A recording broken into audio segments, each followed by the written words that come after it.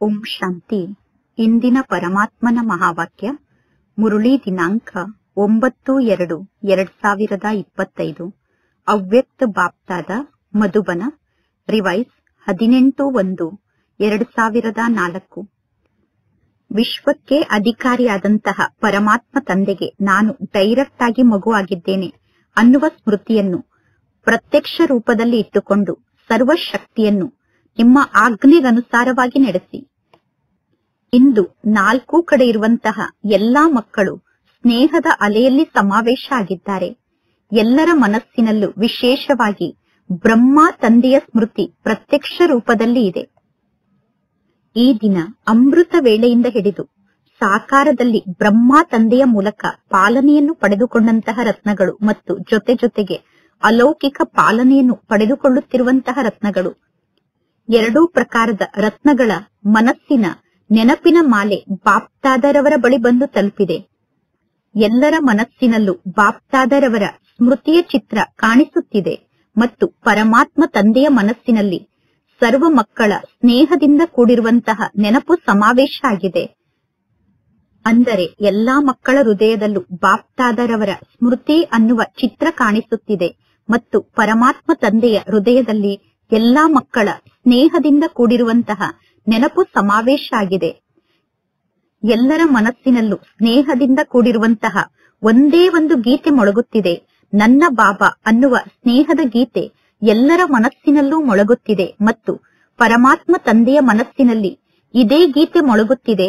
ನನ್ನ ಮಧುರಾತಿ ಮಧುರ ಮಕ್ಕಳೇ, ನನ್ನ ಮಧುರಾತಿ ಮಧುರ ಮಕ್ಕಳೇ ಅನ್ನುವ ಗೀತೆ ಪರಮಾತ್ಮ ತಂದೆಯ ಮನಸ್ಸಿನಲ್ಲಿ ಮೊಳಗುತ್ತಿದೆ.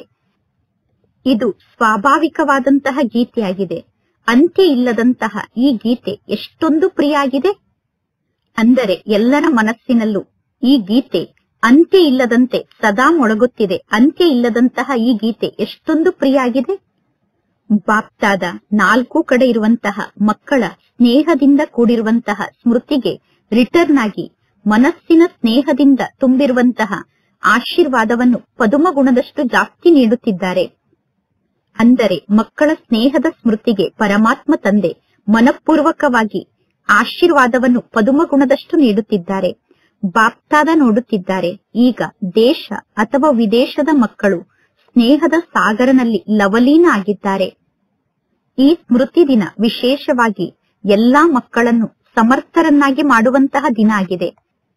ಈ ದಿನ ಬ್ರಹ್ಮ ತಂದೆ ಮಕ್ಕಳಿಗೆ ಕಿರೀಟವನ್ನು ಧಾರಣೆ ಮಾಡಿಸುವಂತಹ ದಿನ ಆಗಿದೆ. ಅಂದರೆ ಬ್ರಹ್ಮ ತಂದೆಯ ಮೂಲಕ ಕಿರೀಟ ಪ್ರಾಪ್ತಿಯಾಗುವಂತಹ ದಿನ ಈ ದಿನ ಆಗಿದೆ. ಬ್ರಹ್ಮ ತಂದೆ ನಿಮಿತ್ತ ಮಕ್ಕಳಿಗೆ ವಿಶ್ವ ಸೇವೆಯ ಜವಾಬ್ದಾರಿಯ ಕಿರೀಟವನ್ನು ಹಾಕಿದಂತಹ ದಿನ ಈ ದಿನ ಆಗಿದೆ. ಈ ದಿನ ಬ್ರಹ್ಮ ತಂದೆ ನಿಮಿತ್ತ ಆದಂತಹ ಮಕ್ಕಳಿಗೆ ವಿಶ್ವ ಸೇವೆಯ ಜವಾಬ್ದಾರಿಯ ಕಿರೀಟವನ್ನು ಧಾರಣೆ ಮಾಡಿಸಿದ್ದಾರೆ. ಈ ದಿನ ಬ್ರಹ್ಮ ತಂದೆ ಸ್ವಯಂ ಗುಪ್ತ ಆಗಿಬಿಟ್ಟರು ಮತ್ತು ಮಕ್ಕಳನ್ನು ಸಾಕಾರ ಸ್ವರೂಪದಲ್ಲಿ ನಿಮಿತ್ತರನ್ನಾಗಿ ಮಾಡುವುದಕ್ಕೋಸ್ಕರ ಈ ದಿನ ಮಕ್ಕಳಿಗೆ ಸ್ಮೃತಿಯ ತಿಲಕವನ್ನು ನೀಡಿದರು. ಸ್ವಯಂನ ಸಮಾನ ಅವ್ಯಕ್ತ ಸೂಕ್ಷ್ಮ ದೇವತಾ ಸ್ವರೂಪದ ಕಿರೀಟವನ್ನು ಧಾರಣೆ ಮಾಡಿಸಿದರು. ಪ್ರಕಾಶದ ಕಿರೀಟವನ್ನು ಮಕ್ಕಳಿಗೆ ಧಾರಣೆ ಮಾಡಿಸಿದರು. ಈ ದಿನ ಬ್ರಹ್ಮ ತಂದೆ ಸ್ವಯಂ ಕರಾವನ್ಹಾರಾಗಿ ಮಕ್ಕಳನ್ನು ಕರನ್ಹಾರನ್ನಾಗಿ ಮಾಡಿದರು. ಅಂದರೆ ಬ್ರಹ್ಮ ತಂದೆ ಈ ದಿನ ಸ್ವಯಂ ಮಾಡಿಸುವಂತಹ ತಂದೆಯಾಗಿ ಮಕ್ಕಳನ್ನು ಮಾಡುವಂತಹ ಮಕ್ಕಳನ್ನಾಗಿ ಮಾಡಿದರು. ಆದ್ದರಿಂದ ಈ ದಿನಕ್ಕೆ ಸ್ಮೃತಿ ದಿನದಿಂದ ಸಮರ್ಥರಾಗುವಂತಹ ದಿನ ಎಂದು ಕರೆಯಲಾಗುತ್ತದೆ. ಈ ದಿನ ಕೇವಲ ಸ್ಮೃತಿಯ ದಿನ ಅಷ್ಟೇ ಅಲ್ಲ, ಸ್ಮೃತಿಯ ಜೊತೆ ಜೊತೆಗೆ ಸರ್ವ ಸಮರ್ಥತೆಯ ವರದಾನ ಮಕ್ಕಳಿಗೆ ಈ ದಿನ ಪ್ರಾಪ್ತಿಯಾಗಿದೆ. ಬಾಪ್ತಾದ ಎಲ್ಲಾ ಮಕ್ಕಳನ್ನು ಸರ್ವ ಸ್ಮೃತಿಯ ಸ್ವರೂಪದಲ್ಲಿ ನೋಡುತ್ತಿದ್ದಾರೆ. ಮಾಸ್ಟರ್ ಸರ್ವಶಕ್ತಿವಂತರ ಸ್ವರೂಪದಲ್ಲಿ ನೋಡುತ್ತಿದ್ದಾರೆ. ಕೇವಲ ಶಕ್ತಿವಂತರಷ್ಟೇ ಅಲ್ಲ, ಸರ್ವಶಕ್ತಿವಂತರಾಗಿದ್ದೀರಾ. ಈ ಸರ್ವಶಕ್ತಿ ಪರಮಾತ್ಮ ತಂದೆಯ ಮೂಲಕ ಪ್ರತಿಯೊಂದು ಮಗುವಿಗೂ ವರದಾನದ ರೂಪದಲ್ಲಿ ಪ್ರಾಪ್ತಿಯಾಗಿದೆ. ದಿವ್ಯ ಜನ್ಮವನ್ನು ಪಡೆದುಕೊಂಡ ತಕ್ಷಣ ಬಾಪ್ತಾದ ಸರ್ವಶಕ್ತಿವಾನ್ ಭವ, ಸರ್ವಶಕ್ತಿವಂತ ಆತ್ಮರಾಗಿ ಅನ್ನುವ ವರದಾನವನ್ನು ನೀಡಿದ್ದಾರೆ. ಸರ್ವಶಕ್ತಿವಾನ್ ಭವ ಅನ್ನುವಂಥದ್ದು ಪ್ರತಿಯೊಂದು ಮಗುವಿಗೂ ಜನ್ಮ ದಿನಕ್ಕೆ ಸಿಕ್ಕಿರುವಂತಹ ವರದಾನ ಆಗಿದೆ. ವರದಾನದ ರೂಪದಲ್ಲಿ ಪ್ರಾಪ್ತ ಆದಂತಹ ಈ ಶಕ್ತಿಯನ್ನು ಕಾರ್ಯದಲ್ಲಿ ತೊಡಗಿಸಿ. ಶಕ್ತಿ ಪ್ರತಿಯೊಂದು ಮಗುವಿಗೂ ಪ್ರಾಪ್ತಿಯಾಗಿದೆ. ಆದರೆ ಶಕ್ತಿಯನ್ನು ಕಾರ್ಯದಲ್ಲಿ ತೊಡಗಿಸುವ ಮಾತಿನಲ್ಲಿ ಮಕ್ಕಳು ನಂಬರ್ ವಾರ್ ಆಗಿ ಬಿಡುತ್ತಾರೆ. ಸಮಯಕ್ಕನುಸಾರವಾಗಿ ಪ್ರತಿಯೊಂದು ಶಕ್ತಿಗೂ ಪ್ರತಿಯೊಂದು ವರದಾನಕ್ಕೂ ನೀವು ಆಜ್ಞೆಯನ್ನು ನೀಡಬಹುದು ತಾನೆ. ಒಂದು ವೇಳೆ ವರದಾತನ ವರದಾನ ಈ ಶಕ್ತಿಯಾಗಿದೆ ಅನ್ನುವ ಸ್ಮೃತಿ ಸ್ವರೂಪರಾಗಿ ಸಮಯಕ್ಕನುಸಾರವಾಗಿ ಯಾವುದಾದರೂ ಶಕ್ತಿಗೆ ನೀವು ಆಜ್ಞೆಯನ್ನು ನೀಡಿದರೆ ಪ್ರತಿಯೊಂದು ಶಕ್ತಿ ನಿಮ್ಮ ಸಮ್ಮುಖದಲ್ಲಿ ಪ್ರತ್ಯಕ್ಷ ಆಗಲೇಬೇಕು. ವರದಾನದ ಪ್ರಾಪ್ತಿಯ ಸ್ಮೃತಿ ಸ್ವರೂಪರಾಗಿರಬೇಕು. ನಾನು ಶಕ್ತಿಗಳಿಗೆ ಮಾಲೀಕ ಆಗಿದ್ದೇನೆ ಅನ್ನುವ ಸ್ಮೃತಿ ಸ್ವರೂಪರಾಗಿರಬೇಕು. ಈ ರೀತಿ ಮಾಲೀಕ ಅನ್ನುವ ಸ್ಮೃತಿ ಸ್ವರೂಪರಾಗಿ, ಶಕ್ತಿ ವರದಾನದ ರೂಪದಲ್ಲಿ ಪ್ರಾಪ್ತಿಯಾಗಿದೆ ಅನ್ನುವ ಸ್ಮೃತಿ ಸ್ವರೂಪರಾಗಿ ನೀವು ಶಕ್ತಿಗೆ ಆಜ್ಞೆಯನ್ನು ನೀಡಿದರೆ ಸಮಯಕ್ಕನುಸಾರವಾಗಿ ಶಕ್ತಿ ಕಾರ್ಯದಲ್ಲಿ ಉಪಯೋಗಕ್ಕೆ ಬರದೇ ಇರಲು ಸಾಧ್ಯ ಇಲ್ಲ. ಅಂದರೆ ಸಮಯಕ್ಕನುಸಾರವಾಗಿ ಶಕ್ತಿ ನಮ್ಮ ಕಾರ್ಯದಲ್ಲಿ ಉಪಯೋಗಕ್ಕೆ ಬರುತ್ತದೆ. ಆದರೆ ನಾನು ಶಕ್ತಿಗಳಿಗೆ ಮಾಲೀಕ ಆಗಿದ್ದೇನೆ ಅನ್ನುವ ಸ್ಮೃತಿಯ ಸೀಟ್ನಲ್ಲಿ ನೀವು ಸೆಟ್ ಆಗಿರಬೇಕು. ನಾನು ಮಾಸ್ಟರ್ ಸರ್ವಶಕ್ತಿವಂತ ಆತ್ಮ ಅನ್ನುವ ಸ್ಮೃತಿಯ ಸೀಟ್ನಲ್ಲಿ ಸೆಟ್ ಆಗಿರಬೇಕು. ಸೀಟ್ನಲ್ಲಿ ಸೆಟ್ ಆಗದೇ ಇದ್ದರೆ ಯಾರೂ ನಮ್ಮ ಆಜ್ಞೆಯಂತೆ ನಡೆಯುವುದಿಲ್ಲ. ಮಕ್ಕಳಾದ ನೀವು ಹೇಳುತ್ತೀರಾ, ಬಾಬಾ, ನಾವು ನಿಮ್ಮನ್ನು ನೆನಪು ಮಾಡಿದ ತಕ್ಷಣ ನೀವು ನಮ್ಮ ಸಮ್ಮುಖದಲ್ಲಿ ಪ್ರತ್ಯಕ್ಷ ಆಗಿ ಬಿಡುತ್ತೀರಾ ಎಂದು. ಮಾಲೀಕ ಆದಂತಹ ಪರಮಾತ್ಮ ತಂದೆ ಮಕ್ಕಳು ನೆನಪು ಮಾಡಿದ ತಕ್ಷಣ ಮಕ್ಕಳ ಸಮ್ಮುಖದಲ್ಲಿ ಪ್ರತ್ಯಕ್ಷ ಆಗುತ್ತಾರೆ ಅಂದ ಮೇಲೆ, ಮಾಲೀಕ ಆದಂತಹ ತಂದೆಯೇ ಸಮ್ಮುಖದಲ್ಲಿ ಪ್ರತ್ಯಕ್ಷ ಆಗುತ್ತಿರುವಾಗ ಶಕ್ತಿ ನಿಮ್ಮ ಸಮ್ಮುಖದಲ್ಲಿ ಪ್ರತ್ಯಕ್ಷ ಆಗದೇ ಇರಲು ಸಾಧ್ಯ ಇದೆಯೇನು? ಇಲ್ಲ. ಶಕ್ತಿ ಅವಶ್ಯವಾಗಿ ನಿಮ್ಮ ಸಮ್ಮುಖದಲ್ಲಿ ಪ್ರತ್ಯಕ್ಷ ಆಗುತ್ತದೆ. ಕೇವಲ ವಿಧಿಪೂರ್ವಕವಾಗಿ ಮಾಲೀಕತನದ ಅಧಿಕಾರದಿಂದ ಶಕ್ತಿಗೆ ಆಜ್ಞೆಯನ್ನು ನೀಡಿ. ಈ ಸರ್ವಶಕ್ತಿಗಳು ಸಂಗಮ ಯುಗದಲ್ಲಿ ವಿಶೇಷವಾಗಿ ಪರಮಾತ್ಮ ತಂದೆಯ ಆಸ್ತಿಯಾಗಿದೆ. ಆಸ್ತಿ ಯಾರಿಗೋಸ್ಕರ ಇರುತ್ತದೆ? ತಂದೆಯ ಆಸ್ತಿ ಮಕ್ಕಳಿಗೋಸ್ಕರ ಇರುತ್ತದೆ. ಅಂದ ಮೇಲೆ ತಂದೆಯ ಆಸ್ತಿಗೆ ನಾನು ಅಧಿಕಾರಿಯಾಗಿದ್ದೇನೆ ಅನ್ನುವ ಅಧಿಕಾರದ ಸ್ಮೃತಿ ಸ್ವರೂಪ ಸೀಟ್ನಲ್ಲಿ ಸೆಟ್ ಆಗಿ ಶಕ್ತಿಗಳಿಗೆ ಆಜ್ಞೆಯನ್ನು ನೀಡಿ. ನೀವು ಏಕೆ ಪರಿಶ್ರಮವನ್ನು ಪಡುತ್ತೀರಾ? ನೀವು ಕೇವಲ ಶಕ್ತಿಗೆ ಆಜ್ಞೆಯನ್ನು ನೀಡಿ. ವಿಶ್ವಕ್ಕೆ ಅಧಿಕಾರಿಯಾದಂತಹ ಪರಮಾತ್ಮ ತಂದೆಗೆ ಡೈರೆಕ್ಟ್ ಆಗಿ ಮಕ್ಕಳಾಗಿದ್ದೀರಾ. ವಿಶ್ವಕ್ಕೆ ಅಧಿಕಾರಿಯಾದಂತಹ ಪರಮಾತ್ಮ ತಂದೆಗೆ ನಾನು ಡೈರೆಕ್ಟ್ ಆಗಿ ಮಗು ಆಗಿದ್ದೇನೆ ಅನ್ನುವ ಸ್ಮೃತಿಯ ನಶೆ ಸದಾ ಪ್ರತ್ಯಕ್ಷ ರೂಪದಲ್ಲಿ ಇರಬೇಕು. ಅಂದ ಮೇಲೆ ಸ್ವಯಂ ಅನ್ನು ಚೆಕ್ ಮಾಡಿಕೊಳ್ಳಿ. ಇಡೀ ವಿಶ್ವದಲ್ಲಿ ಸರ್ವಶಕ್ತಿಗಳಿಗೆ ಅಧಿಕಾರಿಯಾದಂತಹ ಪರಮಾತ್ಮ ತಂದೆಯ ಅಧಿಕಾರಿ ಆತ್ಮ ನಾನು ಅನ್ನುವ ಸ್ಮೃತಿ ನಿಮಗೆ ಸ್ವತಃ ಇರುತ್ತದೆ ತಾನೆ. ನಾನು ಅಧಿಕಾರಿ ಆತ್ಮ ಅನ್ನುವ ಸ್ಮೃತಿ ಸ್ವತಃ ಇರುತ್ತದೆಯೋ ಅಥವಾ ಕೆಲವೊಮ್ಮೆ ಮಾತ್ರ ನಾನು ಅಧಿಕಾರಿ ಆತ್ಮ ಅನ್ನುವ ಸ್ಮೃತಿ ಇರುತ್ತದೆಯೋ? ವರ್ತಮಾನ ಸಮಯದಲ್ಲಿ ಅಧಿಕಾರಿಗಳಾಗಲು ಎಲ್ಲರೂ ಜಗಳವನ್ನು ಮಾಡುತ್ತಿದ್ದಾರೆ. ವರ್ತಮಾನ ಸಮಯದಲ್ಲಿ ಕಲಿಯುಗದಲ್ಲಿ ಅಧಿಕಾರವನ್ನು ಪಡೆದುಕೊಳ್ಳಲು ಎಲ್ಲರೂ ಎಷ್ಟೊಂದು ಜಗಳವನ್ನು ಮಾಡುತ್ತಿದ್ದಾರೆ. ಮತ್ತು ನೀವೆಲ್ಲರೂ ಪರಮಾತ್ಮ ತಂದೆಗೆ ಅಧಿಕಾರಿಗಳಾಗಿದ್ದೀರಾ. ಈ ಪರಮಾತ್ಮನ ಅಧಿಕಾರ ಜನ್ಮವನ್ನು ಪಡೆದುಕೊಂಡ ತಕ್ಷಣ ನಮಗೆ ಪ್ರಾಪ್ತಿಯಾಗುತ್ತದೆ. ಅಂದರೆ ಈಶ್ವರನಿಗೆ ಮಗುವಾಗಿ ಜನ್ಮವನ್ನು ಪಡೆದುಕೊಂಡ ತಕ್ಷಣ ಪರಮಾತ್ಮ ತಂದೆಗೆ ನಾವು ಅಧಿಕಾರಿಗಳಾಗುತ್ತೇವೆ. ಅಂದ ಮೇಲೆ ನಿಮ್ಮ ಅಧಿಕಾರದ ಸಮರ್ಥತೆಯ ಸ್ಥಿತಿಯಲ್ಲಿ ಸದಾ ಇರಬೇಕು. ಸ್ವಯಂ ಕೂಡ ಸಮರ್ಥರಾಗಿರಬೇಕು ಮತ್ತು ಸರ್ವ ಆತ್ಮರಿಗೂ ಸಮರ್ಥತೆಯನ್ನು ಪ್ರಾಪ್ತಿ ಮಾಡಿಸಬೇಕು. ಸರ್ವ ಆತ್ಮರು ಈ ಸಮಯದಲ್ಲಿ ಸಮರ್ಥತೆ ಅಂದರೆ ಶಕ್ತಿಗಳ ಬಿಕಾರಿಯಾಗಿದ್ದಾರೆ. ಸರ್ವ ಆತ್ಮರು ಸಮರ್ಥತೆಯ ಬಿಕಾರಿಗಳು ಅಂದರೆ ಶಕ್ತಿಯ ಬಿಕಾರಿಗಳಾಗಿದ್ದಾರೆ. ನಿಮ್ಮ ಜಡಚಿತ್ರದ ಸಮ್ಮುಖಕ್ಕೆ ಹೋಗಿ ಸಮರ್ಥತೆಯನ್ನು ಬೇಡುತ್ತಿರುತ್ತಾರೆ. ಅಂದ ಮೇಲೆ ಪರಮಾತ್ಮ ತಂದೆ ತಿಳಿಸುತ್ತಾರೆ, ಹೇ ಸಮರ್ಥ ಆತ್ಮರೇ, ಸರ್ವ ಆತ್ಮರಿಗೂ ಶಕ್ತಿಯನ್ನು ನೀಡಿ, ಸಮರ್ಥತೆಯನ್ನು ನೀಡಿ. ಅದಕ್ಕೋಸ್ಕರ ಕೇವಲ ಒಂದು ಮಾತಿನ ಕಡೆ ಪ್ರತಿಯೊಂದು ಮಗು ಕೂಡ ಗಮನವನ್ನು ಕೊಡುವಂತಹ ಅವಶ್ಯಕತೆ ಇದೆ. ಆ ಒಂದು ಮಾತಿನ ಬಗ್ಗೆ ಬಾಪ್ತಾದ ಮಕ್ಕಳಿಗೆ ಸೂಚನೆಯನ್ನೂ ಕೂಡ ನೀಡಿದ್ದಾರೆ ಮತ್ತು ಬಾಪ್ತಾದ ರಿಸಲ್ಟ್ ಅನ್ನೂ ಕೂಡ ನೋಡಿದರು. ಮೆಜಾರಿಟಿ ಮಕ್ಕಳ ಸಂಕಲ್ಪ ಮತ್ತು ಸಮಯ ವ್ಯರ್ಥ ಆಗುತ್ತಿದೆ. ಹೇಗೆ ಒಂದು ವೇಳೆ ಕರೆಂಟ್ನ ಜೊತೆಗೆ ಏನು ವೈರ್ ಕನೆಕ್ಟ್ ಆಗಿರುತ್ತದೆಯೋ ಆ ವೈರ್ ಸ್ವಲ್ಪ ಲೂಸ್ ಆಗಿದ್ದರೂ ಕೂಡ ಅಥವಾ ಅಲ್ಲಿ ಸ್ವಲ್ಪ ಲೀಕ್ ಆಗುತ್ತಿದ್ದರೂ ಕೂಡ ಲೈಟ್ ಅಲ್ಲಿ ಸರಿಯಾಗಿ ಬೆಳಕನ್ನು ಕೊಡುವುದಿಲ್ಲ. ಅಂದ ಮೇಲೆ ಈ ವ್ಯರ್ಥದ ಲೀಕೇಜ್ ಕೂಡ ಸದಾ ಕಾಲಕ್ಕೋಸ್ಕರ ಸಮರ್ಥ ಸ್ಥಿತಿಯ ಸ್ಮೃತಿಯನ್ನು ರೂಪಿಸಿಕೊಳ್ಳಲು ಬಿಡುವುದಿಲ್ಲ. ಆದ್ದರಿಂದ ವೇಸ್ಟ್ ಅನ್ನು ಬೆಸ್ಟ್ ಅಲ್ಲಿ ಪರಿವರ್ತನೆ ಮಾಡಿ, ಅಂದರೆ ವ್ಯರ್ಥವನ್ನು ಬಹಳ ಒಳ್ಳೆಯದರಲ್ಲಿ ಪರಿವರ್ತನೆ ಮಾಡಿ. ಉಳಿತಾಯದ ಖಾತೆಯನ್ನು ರೂಪಿಸಿ. ಇಡೀ ದಿನದಲ್ಲಿ ನನ್ನ ಸಮಯ ಮತ್ತು ಸಂಕಲ್ಪ ಎಷ್ಟು ವ್ಯರ್ಥ ಆಯಿತು, ಇಡೀ ದಿನದಲ್ಲಿ ಸಮಯ ಮತ್ತು ಸಂಕಲ್ಪ ಎಷ್ಟು ಸಫಲ ಆಯಿತು ಅನ್ನುವ ಪರ್ಸೆಂಟೇಜ್ ಅನ್ನು ನೋಡಿಕೊಳ್ಳಿ. ಒಂದು ವೇಳೆ ಇಡೀ ದಿನದಲ್ಲಿ 40% ನಷ್ಟು ಸಮಯ ಮತ್ತು ಸಂಕಲ್ಪ ವ್ಯರ್ಥ ಆಗುತ್ತಿದೆಯೋ ಅಥವಾ ಇಡೀ ದಿನದಲ್ಲಿ 20% ನಷ್ಟು ಸಮಯ ಮತ್ತು ಸಂಕಲ್ಪ ವ್ಯರ್ಥ ಆಗುತ್ತಿದೆಯೋ ಎಂದು ನೋಡಿಕೊಂಡು ಆ ವ್ಯರ್ಥವನ್ನು ಉಳಿತಾಯ ಮಾಡಿ. ಎಂದೂ ಈ ರೀತಿ ತಿಳಿದುಕೊಳ್ಳಬೇಡಿ, ಸ್ವಲ್ಪ ವ್ಯರ್ಥ ಆಗುತ್ತಿದೆ, ಸ್ವಲ್ಪ ಸಮಯ ಮತ್ತು ಸಂಕಲ್ಪ ವ್ಯರ್ಥ ಆಗುತ್ತಿದೆ ಎಂದು ತಿಳಿದುಕೊಳ್ಳಬೇಡಿ. ಇನ್ನು ಇಡೀ ದಿನ ನನ್ನ ಸಮಯ ಮತ್ತು ಸಂಕಲ್ಪ ಸರಿಯಾಗಿ ನಡೆಯುತ್ತಿದೆ, ಅಂದರೆ ಸಫಲ ಆಗುತ್ತಿದೆ. ಕೇವಲ ಸ್ವಲ್ಪ ಸಮಯ ಮತ್ತು ಸ್ವಲ್ಪ ಸಂಕಲ್ಪ ವ್ಯರ್ಥ ಆಗುತ್ತಿದೆ ಎಂದು ತಿಳಿದುಕೊಳ್ಳಬೇಡಿ. ಏಕೆಂದರೆ ಈ ವ್ಯರ್ಥದ ಅಭ್ಯಾಸ ಬಹಳ ಸಮಯದ ಅಭ್ಯಾಸ ಆಗಿರುವ ಕಾರಣ ಅಂತಿಮ ಕ್ಷಣದಲ್ಲಿ ಈ ವ್ಯರ್ಥ ನಮಗೆ ಮೋಸವನ್ನು ಮಾಡಬಹುದು, ನಮ್ಮನ್ನು ನಂಬರ್ ವಾರ್ ಆತ್ಮರನ್ನಾಗಿ ಮಾಡಬಹುದು. ನಂಬರ್ 1 ನಲ್ಲಿ ಬರಲು ಈ ವ್ಯರ್ಥ ಬಿಡುವುದಿಲ್ಲ. ಹೇಗೆ ಬ್ರಹ್ಮ ತಂದೆ ಆದಿಯ ಸಮಯದಿಂದ ತಮ್ಮ ಚೆಕ್ಕಿಂಗ್ ಅನ್ನು ಮಾಡಿಕೊಳ್ಳುತ್ತಿರುವ ಕಾರಣ ಪ್ರತಿದಿನ ರಾತ್ರಿ ತಮ್ಮ ಸ್ವಯಂನ ರಾಜ್ಯ ಸಭೆಯನ್ನು ನಡೆಸುತ್ತಿದ್ದರು. ಯಾರ ಸಭೆಯನ್ನು ಬ್ರಹ್ಮ ತಂದೆ ನಡೆಸುತ್ತಿದ್ದರು? ಮಕ್ಕಳ ಸಭೆಯನ್ನು ಬ್ರಹ್ಮ ತಂದೆ ನಡೆಸುತ್ತಿರಲಿಲ್ಲ. ತಮ್ಮ ಕರ್ಮೇಂದ್ರಿಯದ ರಾಜ್ಯ ಸಭೆಯನ್ನು ಬ್ರಹ್ಮ ತಂದೆ ನಡೆಸುತ್ತಿದ್ದರು. ಬ್ರಹ್ಮ ತಂದೆ ಕರ್ಮೇಂದ್ರಿಯವನ್ನು ಆರ್ಡರ್ ನಲ್ಲಿ ಇಟ್ಟುಕೊಂಡರು.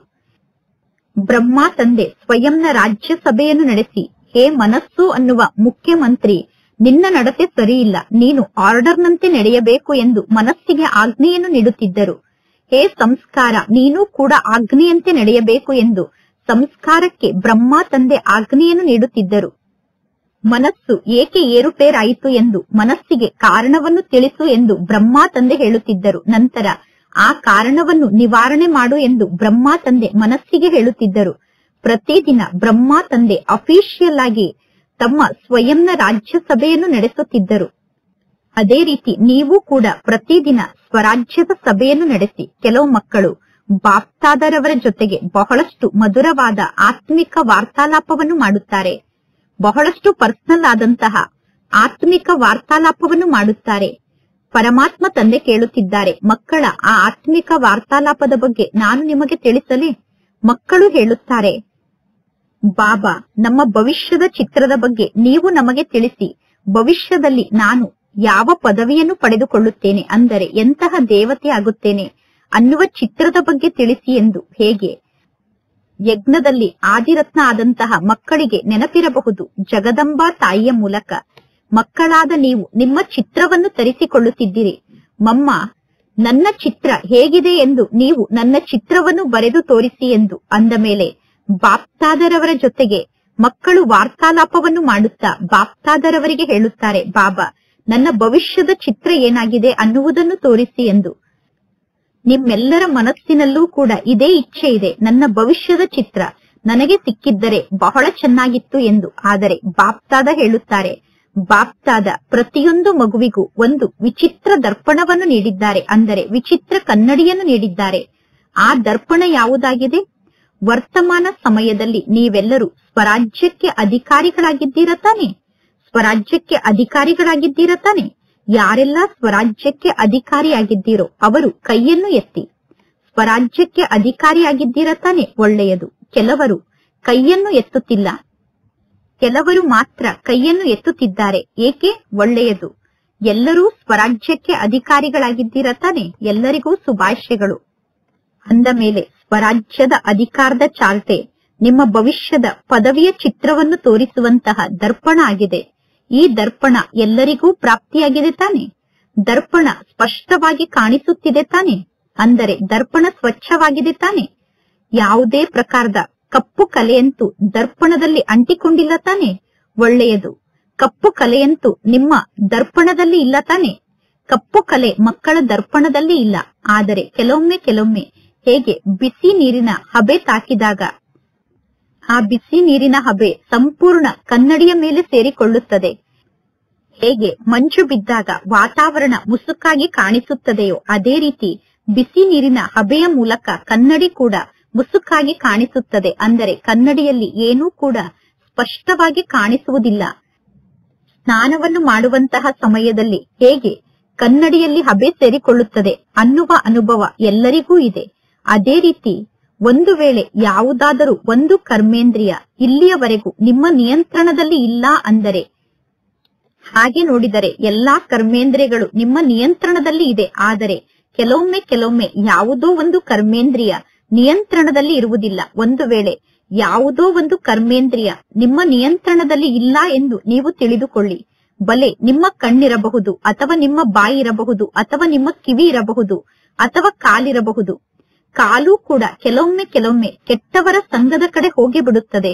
ಅಂದ ಮೇಲೆ ಕಾಲಿನ ಮೇಲೆ ನಿಮಗೆ ನಿಯಂತ್ರಣ ಇಲ್ಲ ಎಂದು ಅರ್ಥ ತಾನೆ. ಯಾವಾಗ ಸ್ವಯಂನ ಮೇಲೆ ನಿಯಂತ್ರಣ ಇರುವುದಿಲ್ಲವೋ ಆಗ ಸಂಘಟನೆಯಲ್ಲಿ ಕುಳಿತುಕೊಳ್ಳುತ್ತೀರಾ. ಸಂಘಟನೆಯಲ್ಲಿ ಕುಳಿತು ರಾಮಾಯಣ ಮತ್ತು ಭಾಗವತದ ಉಲ್ಟಾ ಕಥೆಯನ್ನು ಕೇಳುತ್ತೀರಾ. ಒಳ್ಳೆಯ ಕತೆ, ಸರಿಯಾದ ಕಥೆಯನ್ನು ಕೇಳುವುದಿಲ್ಲ, ಉಲ್ಟಾ ಕಥೆಯನ್ನು ಕೇಳುತ್ತೀರಾ. ಅಂದ ಮೇಲೆ ಯಾವುದೋ ಒಂದು ಕರ್ಮೇಂದ್ರಿಯ ಸಂಕಲ್ಪದಲ್ಲಿ ಸಮಯಕ್ಕೆ ಸರಿಯಾಗಿ ಕಂಟ್ರೋಲ್ನಲ್ಲಿ ಇರದೇ ಇದ್ದರೆ ನೀವು ಸ್ವಯಂ ಚೆಕ್ ಮಾಡಿಕೊಳ್ಳಿ. ಸ್ವರಾಜ್ಯವನ್ನೇ ನಿಯಂತ್ರಣದಲ್ಲಿ ಇಟ್ಟುಕೊಳ್ಳುವ ಶಕ್ತಿ ನನ್ನಲ್ಲಿ ಇಲ್ಲ ಅಂದ ಮೇಲೆ ವಿಶ್ವದ ರಾಜ್ಯವನ್ನು ನಾನು ಹೇಗೆ ಕಂಟ್ರೋಲ್ನಲ್ಲಿ ಇಟ್ಟುಕೊಳ್ಳಲು ಸಾಧ್ಯ ಎಂದು ನೀವೇ ಚೆಕ್ ಮಾಡಿಕೊಳ್ಳಿ. ಅಂದ ಮೇಲೆ ನೀವು ಹೇಗೆ ರಾಜರಾಗಲು ಸಾಧ್ಯ?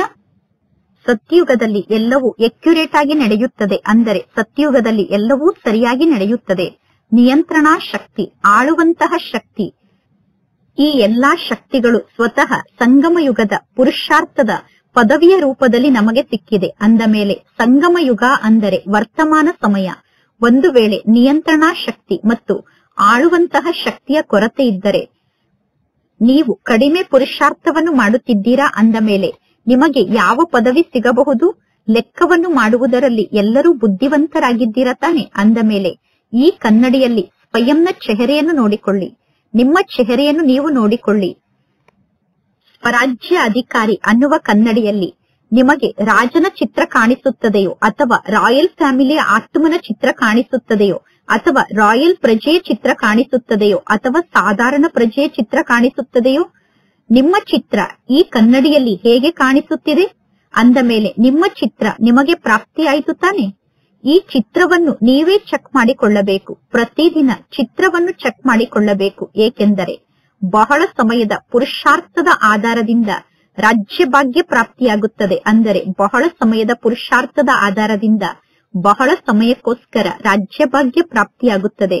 ಒಂದು ವೇಳೆ ಅಂತಿಮ ಸಮಯದಲ್ಲಿ ನಾವು ಬೇಹದ್ದಿನ ವೈರಾಗಿಗಳಾಗುತ್ತೇವೆ ಎಂದು ನೀವು ವಿಚಾರವನ್ನು ಮಾಡಿದರೆ, ಯಾವಾಗ ಅಂತಿಮ ಸಮಯ ಬರುತ್ತದೆಯೋ ಆಗ ಬಹಳ ಸಮಯ ಆಗಿರುತ್ತದೆಯೋ ಅಥವಾ ಸ್ವಲ್ಪ ಸಮಯ ಆಗಿರುತ್ತದೆಯೋ, ಬಹಳ ಸಮಯದವರೆಗೂ ನೀವು ಬೇಹದ್ದಿನ ವೈರಾಗಿಯಾಗಿದ್ದೀರಾ ಎಂದು ಆಗ ನಿಮಗೆ ಹೇಳಲು ಸಾಧ್ಯ ಇಲ್ಲ. ಅಂದ ಮೇಲೆ 21 ಜನ್ಮಕ್ಕೋಸ್ಕರ ಸಂಪೂರ್ಣ ರಾಜ್ಯ ಅಧಿಕಾರಿಗಳಾಗಬೇಕು.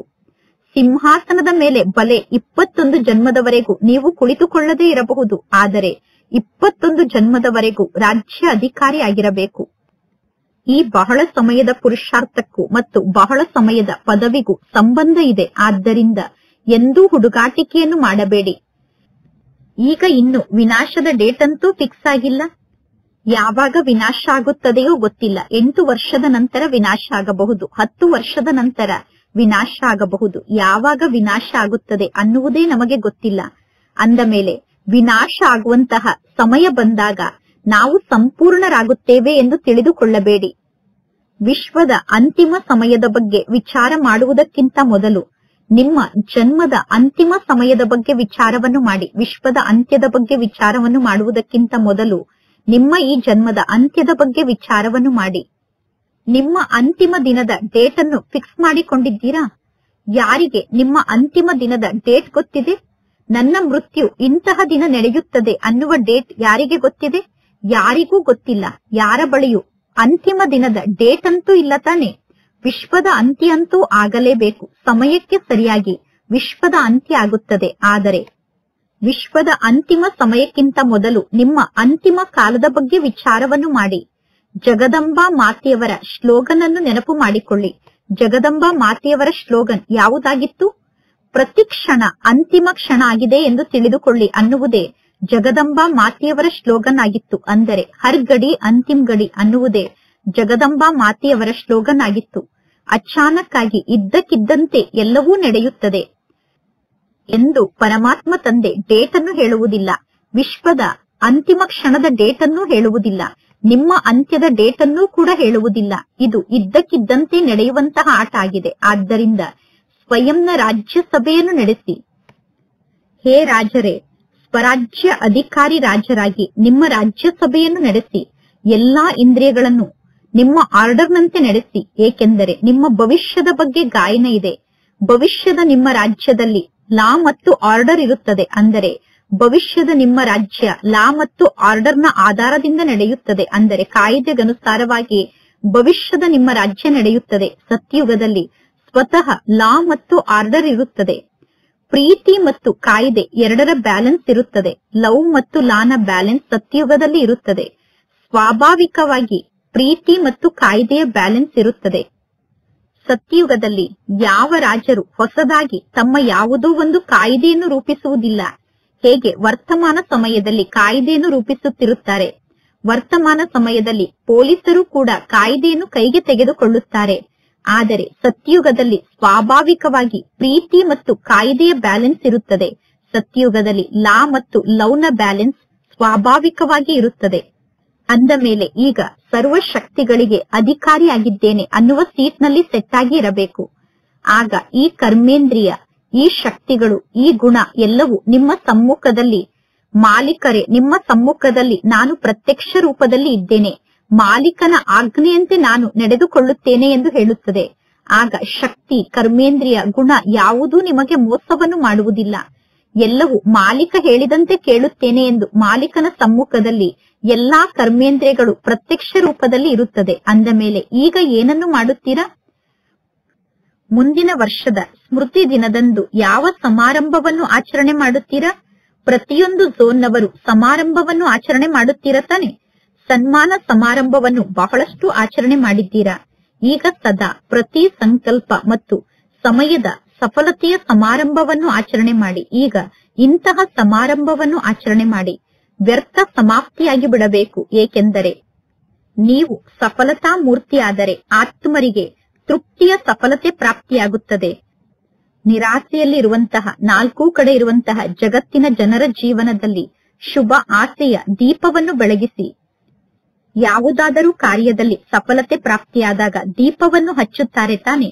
ನೀವು ಇಡೀ ವಿಶ್ವದಲ್ಲಿ ಆಸೆಯ ದೀಪವನ್ನು ಬೆಳಗಿಸಬೇಕು. ಅಂದರೆ ವಿಶ್ವದ ಎಲ್ಲಾ ಆತ್ಮರ ಮನಸ್ಸಿನಲ್ಲೂ ಆಸೆಯ ದೀಪವನ್ನು ಬೆಳಗಿಸಬೇಕು. ಪ್ರತಿಯೊಂದು ಆತ್ಮದ ಮನಸ್ಸಿನಲ್ಲೂ ಯಾವುದಾದರೂ ಒಂದು ಮಾತಿನ ನಿರಾಶೆ ಇದೆ.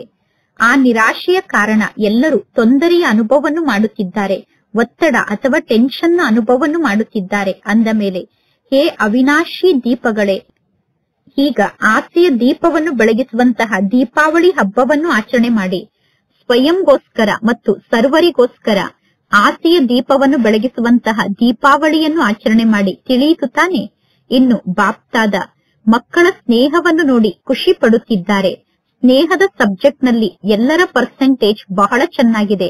ನೀವೆಲ್ಲರೂ ಇಷ್ಟೊಂದು ಪರಿಶ್ರಮವನ್ನು ಪಟ್ಟು ಏಕೆ ಮಧುಬನಕ್ಕೆ ಬಂದಿದ್ದೀರಾ? ನಿಮ್ಮನ್ನು ಮಧುಬನಕ್ಕೆ ಯಾರು ಕರೆದುಕೊಂಡು ಬಂದರು? ಟ್ರೈನ್ ಕರೆದುಕೊಂಡು ಬಂತೋ, ಫ್ಲೈಟ್ ಕರೆದುಕೊಂಡು ಬಂತೋ, ಅಥವಾ ಪರಮಾತ್ಮ ತಂದೆಯ ಸ್ನೇಹ ನಿಮ್ಮನ್ನು ಮಧುಬನಕ್ಕೆ ಕರೆದುಕೊಂಡು ಬಂದಿದೆಯೋ? ಸ್ನೇಹದ ಪ್ಲೈನ್ನ ಮೂಲಕ ಮಧುಬನಕ್ಕೆ ಬಂದು ತಲುಪಿದ್ದೀರಾ. ಅಂದ ಮೇಲೆ ಸ್ನೇಹದಲ್ಲಿ ಎಲ್ಲರೂ ಪಾಸ್ ಆಗಿದ್ದೀರಾ. ಈಗ ಮಾಸ್ಟರ್ ಸರ್ವಶಕ್ತಿಗಳಿಗೆ ಅಧಿಕಾರಿ ಆಗುವ ಮಾತಿನಲ್ಲಿ ಪಾಸ್ ಆಗಬೇಕು.